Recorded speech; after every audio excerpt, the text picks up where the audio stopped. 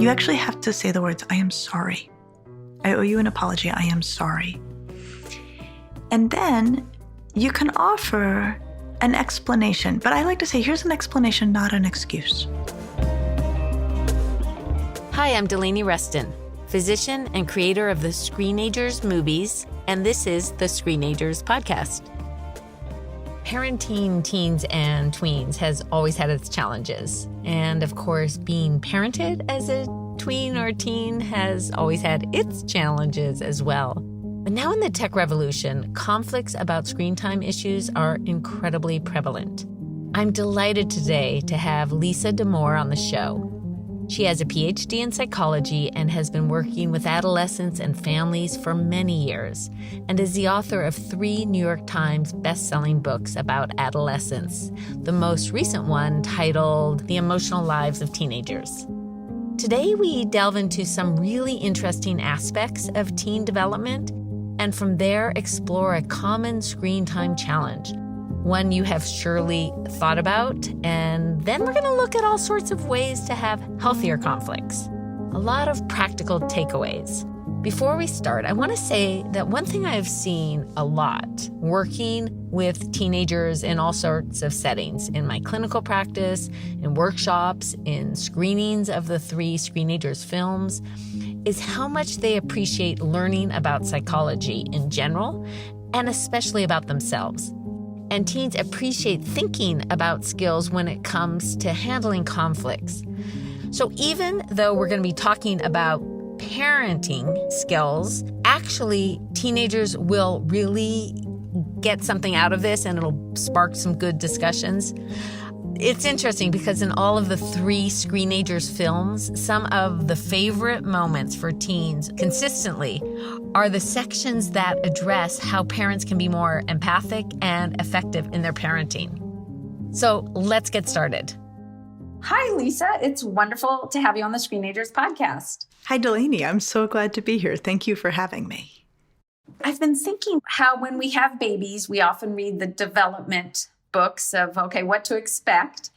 And yet when we have tweens and teens, we don't spend as much time learning about the normal developmental stages. And I wondered if you could just give us a little primer at this point. Absolutely. So what to expect when you're expecting a teenager. So one is heightened emotionality. Adolescence begins around 10 or 11, which is way earlier than anybody thinks it's going to show up. But it's driven by the arrival of puberty, and that's when puberty's on board, whether you can see it outwardly or not. Emotionality peaks around 13 or 14. Also a surprise to people, because they think, oh, no, we're just starting adolescence, which you're not. And then they're like, holy moly, we're coming out of the gate at 100 miles an hour. The good news is it actually tapers down over time. That as kids age, usually 16, 17-year-olds are much less often dysregulated than 13 and 14-year-olds. The other thing, and this is one of my favorite aspects of adolescence, is there is a neurological watershed around age 14. And again, we're talking averages. Kids can be anywhere on a bell curve around this. But around age 14, kids get what we call abstraction, the capacity for abstraction, which is they can think about thoughts. They can flip things around and see them from many directions. And with that comes doubting and skepticism, bordering on cynicism sometimes in young people. Okay, this is a total pain in the butt from the family perspective, because you're saying to your kid, you need to do this. And they used to say, okay, fine. And now they say, well, why? Exactly. Why? It's a huge asset when we get to things like social media. And one thing that makes me very uneasy is kids 13 and younger being online and having a lot of exposure to social media because they are insufficiently skeptical. They are neurologically concrete. They take things in far too whole. Now, that doesn't mean that magically at 14, every kid suddenly gets full-blown, perspective and caution. But I think know your kid and then 14 and after is a very different landscape because no matter what happens, no matter how you set it up, your kid will be exposed to toxic content online, and you want the neurological filter of them thinking, what is this and why is it being shown to me? Absolutely. Talking about the fact that heightened emotionality is a reality of the teen years, let's talk about the different coping mechanisms at play when they're experiencing hard emotions. I mean, one of the big ones I see all the time in my practice as a doctor treating teens is the way that they turn to screens to self-soothe through distraction. Of course, some of that can be really good, but when it goes overboard, that's a real problem. You know, they can stay stuck in whatever mental health challenge that's disrupting their life. And rather than address problems and get to addressing the underlying problem, they are literally stuck. Oh, gosh. So what are other mechanisms, Lisa, we should talk about regarding teens? Other things important about these mechanisms? There are other ways that teenagers help themselves feel better that are actually developmentally unique to adolescents. And one of them is something we call externalization, which I would basically say is just like, I feel bad. I don't want to feel bad. Why don't you feel bad on my behalf? And it's not conscious. They're not trying to do this on purpose. But the form this would take, Delaney, is the kid who's at school, and this actually gets to an interesting thing about texting in schools and having phones in schools, which is like not great. Kid who gets a test that they're really bummed out about. Sends a text to their parent saying, I'm dropping out of high school, I just failed the test. You know, they're half joking, whatever. What they are doing is they are alarming the parent. Now, what we find, if you unpack all of this, is having alarmed the parent, the kid is like, I feel much better. They are now doing the emotional work. I'm going to my next class. And I can go to my next class ready to engage because my parent is flipping out at their office. Now, you know this is an externalization if you try to be in touch with the kid and you can't reach them. They're like, no, I don't want to talk about the garbage. I want you just to have the garbage, right? It's like I think of it as a dumping of emotional garbage. This is a natural part of raising teenagers. It is really valuable for parents to understand, if they can, what's at work here. It is really valuable for parents to not overreact. I don't fault any parent who's making urgent phone calls to the school because they just had something really, really upsetting dropped on them. And I think the way we can appreciate externalization, the dumping of painful feelings onto loving adults around kids, is first of all, it's really hard to be a teenager. You're dealing with so much so fast. You get one bad grade and then you got to go focus for your next quiz. You got to find some place to put that emotion. So why don't you give it to somebody who really loves you and is willing to take it? Another is that often having unloaded the feeling, teenagers do find their center and may solve the problem or be better able to manage the situation. So I think of it as like a loving garbage collecting service that we provide to the teenagers in our lives. And I think our job is to not get too caught up in it, not take it at the scale that the teenager does. Insert space, insert time, try to be a steady presence, see how bad the situation really is. And I'm thinking of two things. We have a campaign we started, it's growing bigger than ever. We started in 2018, Away for the Day, about phones being away at school and how important as parents that we really look into seeing what we can do to change the dynamic in our school if they are full of phones. The second thing is I'm just thinking at this very moment as a parent, having some way that we respond to the kid as a like, got it.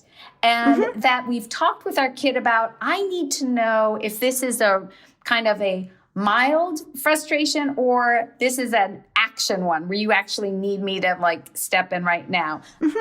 I do know coming up with phrases or ways of talking with our kids that we have in our back pocket can be really effective. Okay, much to say on this. Okay, so first of all, I think if you suspect you're on the receiving end of an externalization, you probably can't go wrong if you just start by saying, this is what I say all the time, oh man, that stinks. Yes. Right? I'm here for it. Love that. Yep, see if that does the job. Now, my husband is a high school teacher.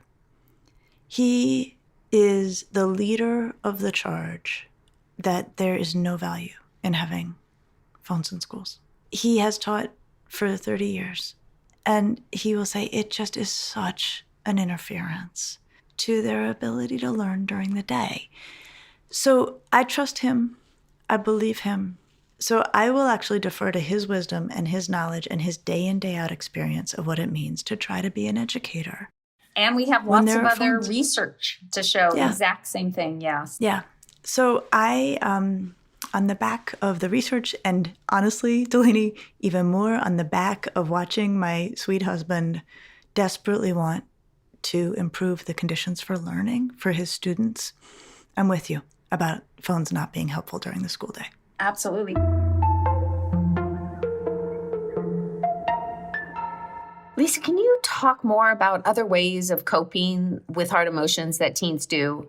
Of course, adults can do them as well. So externalization, sublimation, and rationalization are all clinical terms for psychological defenses. And these defenses as a group are unconscious processes that help us get through the day. That's really the way to describe them. They filter emotions so that we don't feel them so intensely. So teenagers uniquely almost use externalization, which is the I'm going to dump that feeling on you. Then there is sublimation. And sublimation we all use. And we do measure defenses in terms of their overall health. Sublimation is one of the best of all. And what we use as an index of the value of a defense is, does it allow for some expression of the emotion, and does it not mess with reality? So we love the defenses that do those things. We are more concerned about the defenses that mess with reality or allow for no expression of the emotion. Sublimation is where you take an emotion and you channel it into a productive aim. So this is the kid who has a terrible day in school and goes out and kicks a soccer ball with everything she's got, right? And she knows what she's doing. It's she's well aware. She's like, I'm taking out my whole day on that goal, right? And that is a beautiful thing, right? Or it's the kid who goes and writes a beautiful poem about his heartbreak, right? That transferring emotions into these productive, some often artistic, athletic channels is an extraordinary thing. So we love seeing that. Now, rationalization is another defense we all use all the time, not unique to adolescents, but it's one where we lean a little bit more on the intellectual benefits of whatever we're dealing with. So, Delaney, it might be like, oh man, I'm really bummed that meeting I was looking forward to got canceled, but it's okay. I had a lot of work I had to do today, and so I can make it all right. Lisa, you are too funny. How have we ever been disappointed that a meeting was canceled? I know. Every once in a while. Okay. If this had been canceled, exactly, we would have been very sad. So it's just that wonderful maneuver where we find a way to make it okay. Yeah. And so we use defenses all the time. Teenagers use defenses all the time. And what's important about defenses is that I write about them and I talk about them because I want to remind us all, humans are built to deal with negative emotions. We do not come into this world with no machinery for metabolizing emotional pain. We have this built in, and we do it automatically, we do it unconsciously, and just so long as you're not hurting other people, hurting yourself, messing with reality, making it worse, it's good. Yes, and what I think is important about talking about these defenses is being able as a parent to have this knowledge. So when kids are feeling like hard emotions, issues with us or school, rather than as like how we can as parents take a step back and breathe and think about what psychology process may be at play, has for sure given me a little bit of a distance, and it just can really help me. And talking with parents, I know that it's helped them as well.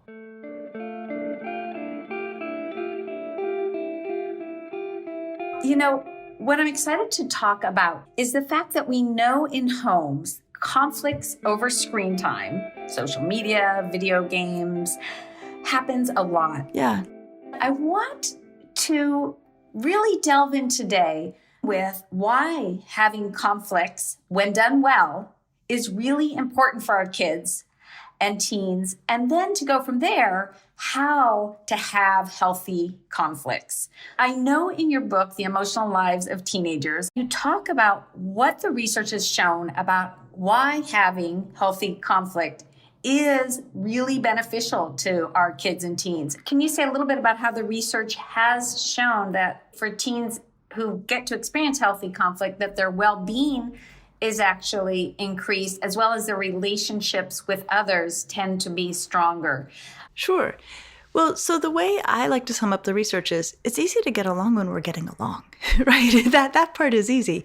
But if you're actually going to have a deep and meaningful and healthy relationship that confers all sorts of possibilities for broader well-being, it's also one where conflict is handled in ways that are respectful and caring and decent and broad-minded. And so when we practice that with our kids and show them that that's what healthy relationships look like, we have research showing that that's what they go out and look for in their relationships and that they hold that standard going forward. The other thing I will say is that we have evidence that you really deepen a relationship around repairing ruptures.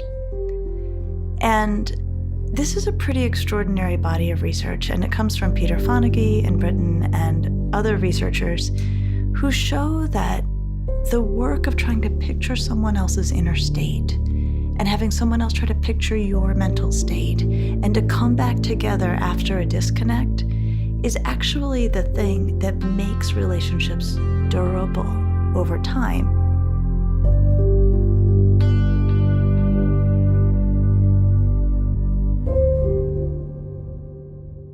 Lisa, before we talk about skills parents can use in having healthier conflicts with our kids, let's explore an example of a really common conflict, an important one, which has to do about whether or not devices are in the bedroom, be it just at night or ideally the day and night.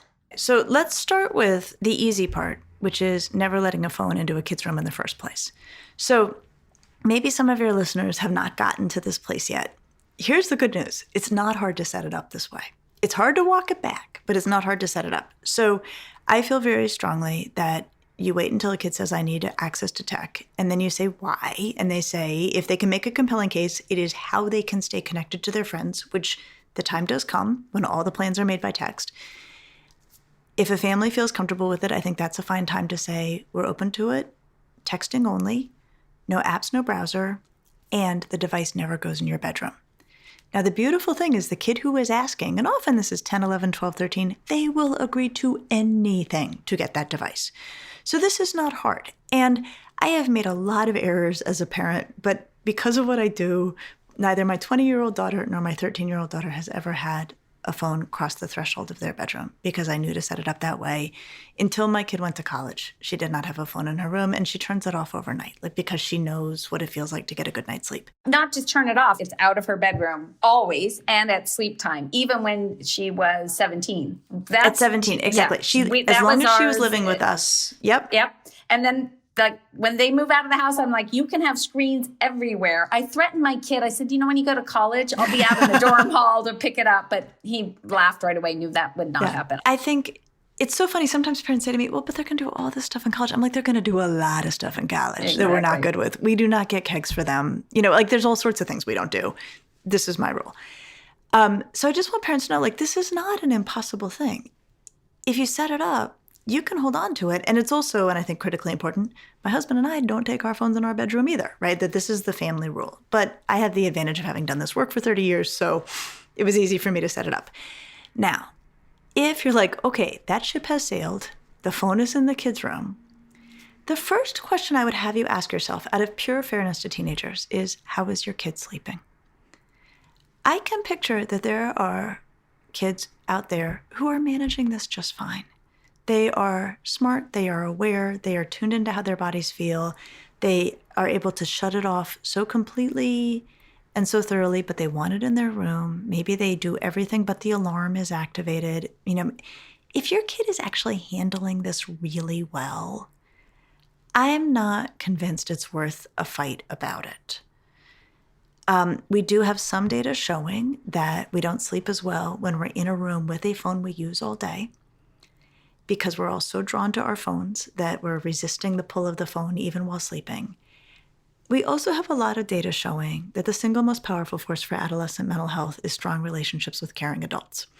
So if you're like, I think my kid is actually sleeping quite decently, and this is going to be a huge blowout that's going to harm our relationship, I want parents to use their judgment. Yeah, Lisa, I think it's a wonderful point. I would add, though, that while they could be managing it well, they might get their first boyfriend or girlfriend or someone who self-identifies as other. So for peace of mind, that's a very good reason to say this isn't for right now. You are managing it well, but we have the data about just But if the day comes, all sorts of stuff. If we have any questions about this and your sleep, it's out, right? I think that's absolutely right.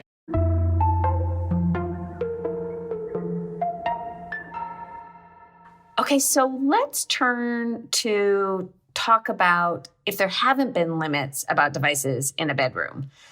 What are some thoughts you have, Lisa, about factors to consider when thinking about implementing a new rule about this? What if the kid has had the phone in their room for a while now and you need to get it out? Because this is something parents ask me all the time. And I do agree entirely with saying, you know what, we have new information. And new information about the importance of sleep to overall mental health, new information about how having a phone in a room undermines sleep. I want to actually give 3 reasons for why I don't think phones should be in kids' rooms. So sleep is one of them. Another, and I'm sure you've seen this, the dumbest thing I've seen kids do on their phones, they've done at 2 a.m, right? When they are exhausted and impulsive and regrettable choices get made. And the other, and this to me is why I actually don't think phones should ever be in bedrooms. It's so important that our kids understand that everything they do in a digital environment is public and permanent. And I think that when they can squirrel away in their room behind closed doors in the most private and intimate place, they can feel like they're on their own private internet. And I think there's a structural benefit and force that arrives when you must use technology in spaces that anybody could be walking through. And it serves as an overall reminder, this is not your own private internet. And so based on that information, we're going to take it out of your bedroom. Yeah. And I would add a fourth that is so key is I've seen too many families really lose connection for being in their bedrooms. And we would include laptops and devices. Yeah, everything.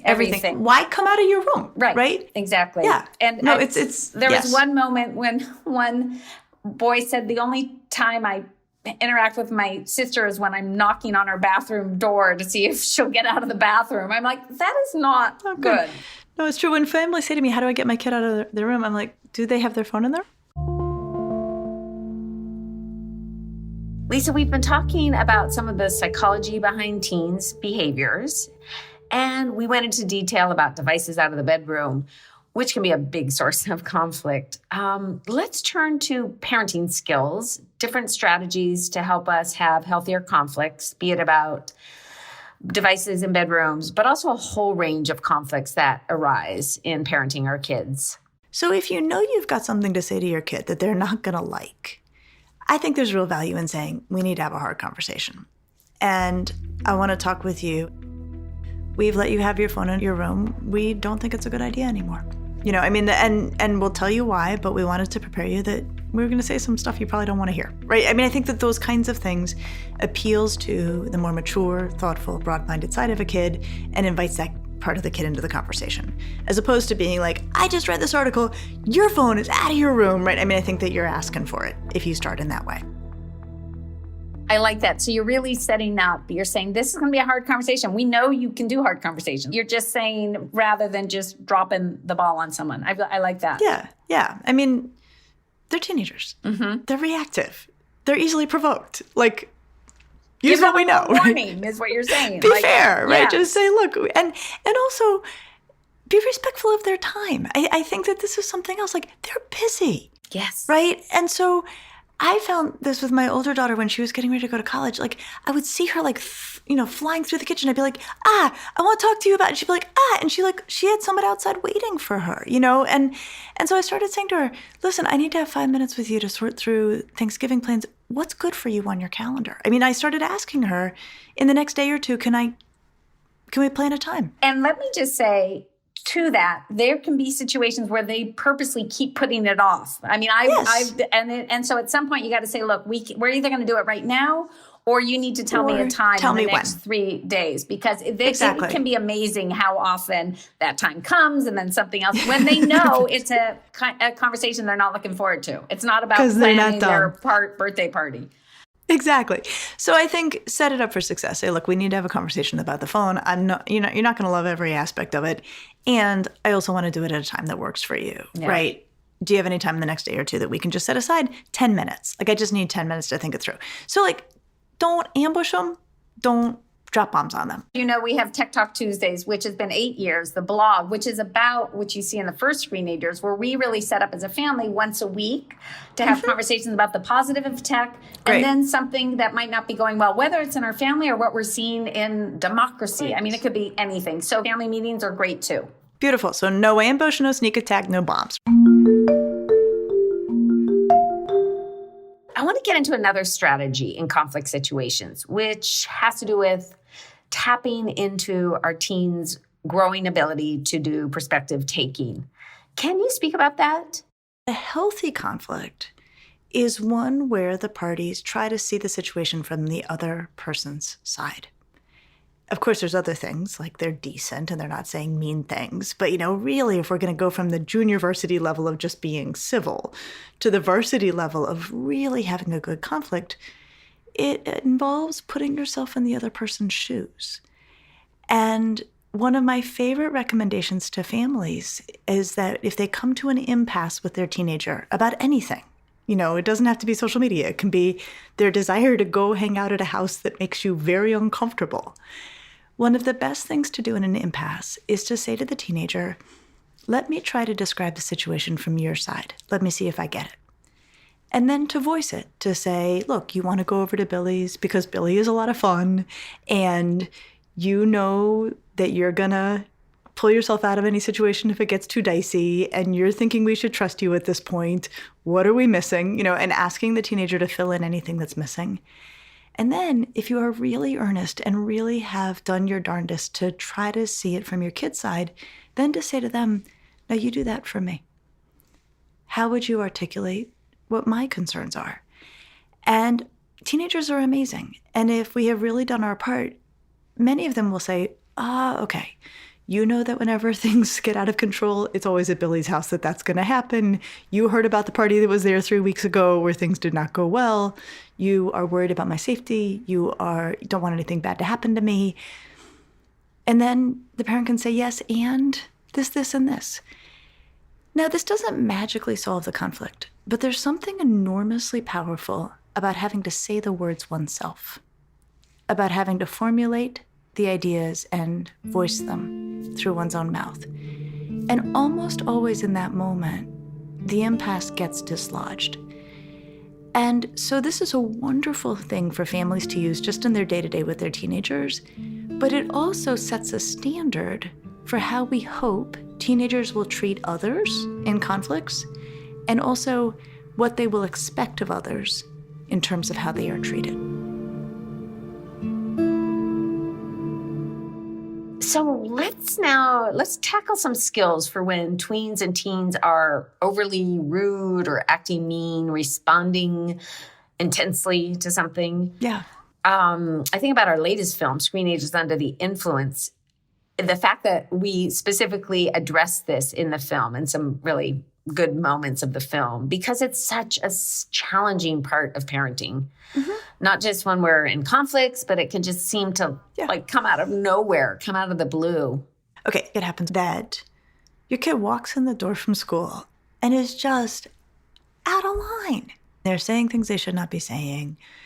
And so in terms of how to respond to that as a parent, I think there's a few things to bear in mind. We have to remember that teenagers have very intense feelings and their breaks are not always that great.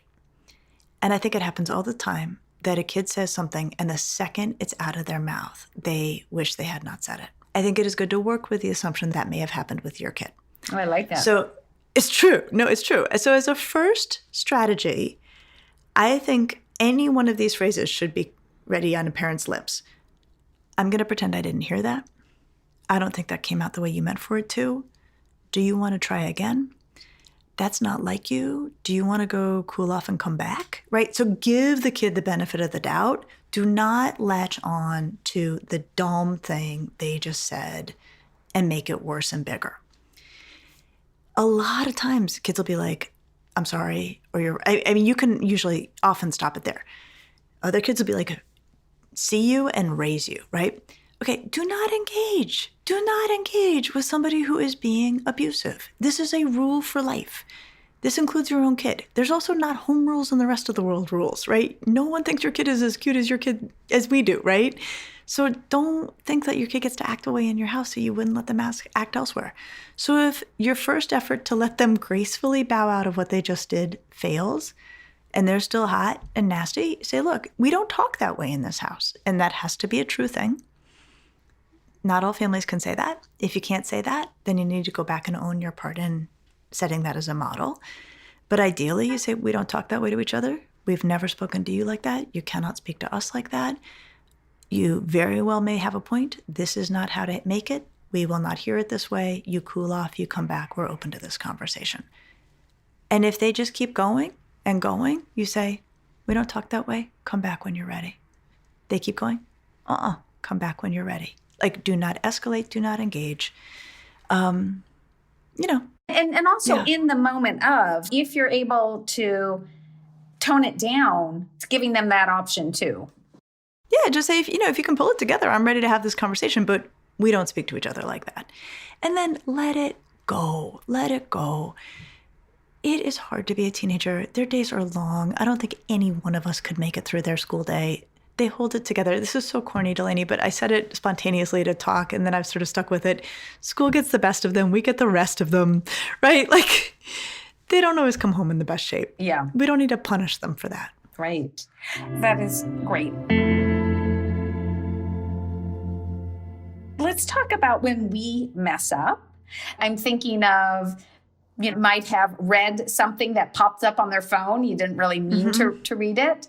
It might be that you forgot that the rule was they got to be on the video game longer and you forgot, and then you made them get off and you realize you made a mistake there. I mean, the list goes on and on. Yep. Or we do raise our voice and we're not happy about that. I've long written about the importance of us modeling apologies. Sometimes adults worry about apologizing to teenagers, that they worry that it will undermine their authority. If they say, I've made a mistake and I owe you an apology and I'm sorry. Here's the deal. Teenagers know when we have messed up. And refusing to acknowledge it actually undermines our authority more than owning our mistakes. So that's not a good reason not to apologize to a teenager. I also think, again, back to where we started with conflicts, we're modeling how they should want to be treated in relationships when they leave our home. So we want them to expect that if the person they're in relationship with makes an error, that person can own the error and offer a good apology. Now, there's an elaborate research on what constitutes a good apology. The first thing is you need to say, I have made an error and I am sorry. You actually have to say the words, I am sorry. I owe you an apology. I am sorry. And then you can offer an explanation. But I like to say, here's an explanation, not an excuse. I was exhausted. I lost track of the rule we had made. It had been a very long day. This is an explanation, not an excuse. Then you offer reparations to make it right. You want 10 extra minutes, right? Like, I cut you off. Yep. And do you want those minutes back? Or I'm even willing to give you 20, right? To make it right.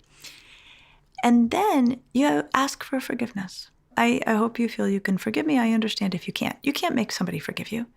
And then you have to make a promise and keep it to not do it again. I don't want to set ourselves up for failure, though. I would say to try not to do it again. To try not to do it again. I think to try not to do it again.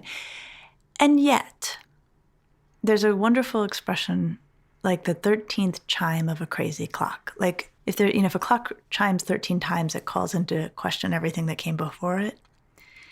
If you do a really good apology and say, I'm going to try not to do it again, and then you keep doing it, your apologies start to lose all value. Absolutely. So you have to do your darndest. And so I think very little does more to strengthen the relationship between teenagers and the adults around them than when an adult gives a deserved apology to a teenager and does a good job with it. Absolutely. And just like we started, like, healthy conflict's good. And part of healthy conflict is getting skillful at doing repairs. Yeah.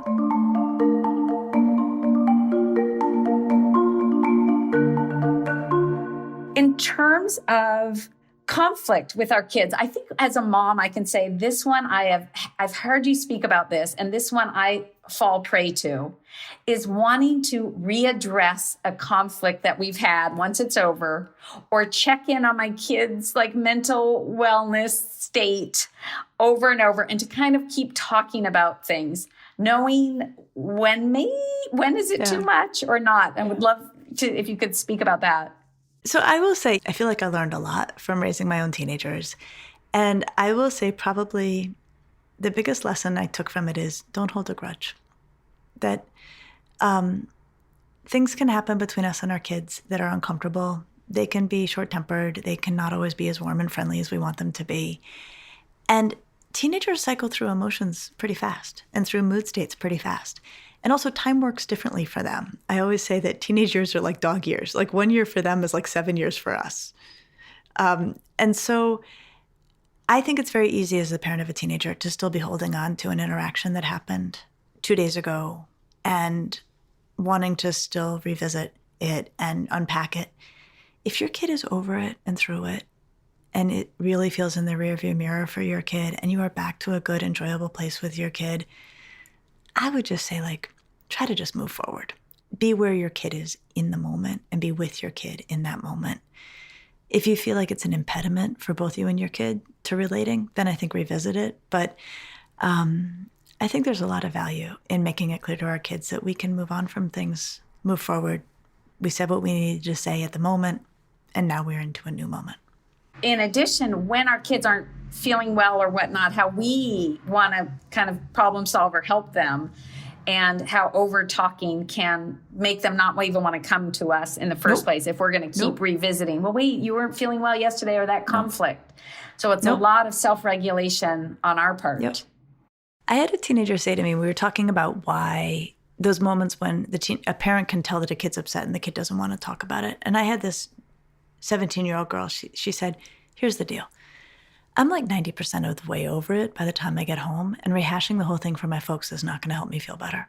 I was like, that's brilliant, right? And so, like, yes, the kid's grumpy, and no, the kid's not going to tell you what the story is. And that is not personal. That is not, a comment on you as a parent. This kid is making a really strategic and smart decision not to bring it up. Yeah.